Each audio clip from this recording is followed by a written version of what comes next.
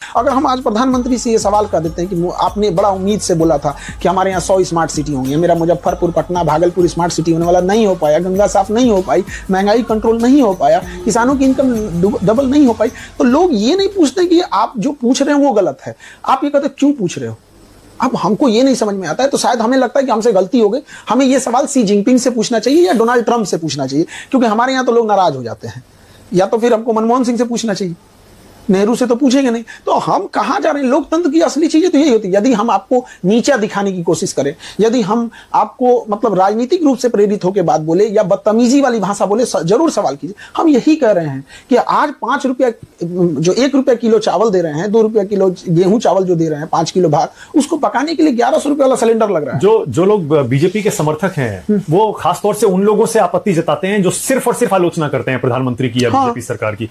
तो क्या आप कुछ बातों पर प्रधानमंत्री को अच्छा भी मानते हैं, बीजेपी सरकार को अच्छा भी मानते हैं? हम उनके 70% चीजें ठीक है, बट 30% जो मूलभूत समस्या है, एजुकेशन पे कुछ नहीं किया उन लोगों ने।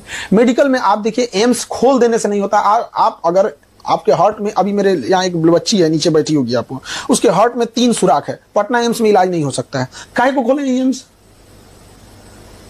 झुंझुना थमा दिए आप, सब में क्या फर्क है? यहाँ नहीं हो सकता उसका इलाज पटना एम्स में, और यही पटना एम्स लिख रहा है दिल्ली एम्स चले जाइए, तो दिल्ली एम्स में तो भरेगा भीड़।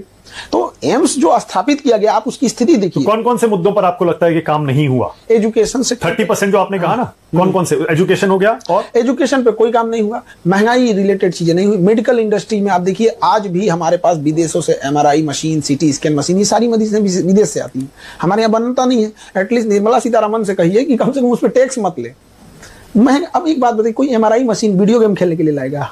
जो बड़ी बीमारी है उसकी जांच करने के लिए लाएगा, उस पर क्या जरूरत है टैक्स लेने की? आप कहते हैं एक और बेटी पढ़ाओ और बेटी बचाओ, अब बेटी के ऊपर एजुकेशन पे 18% GST ले रखे हैं।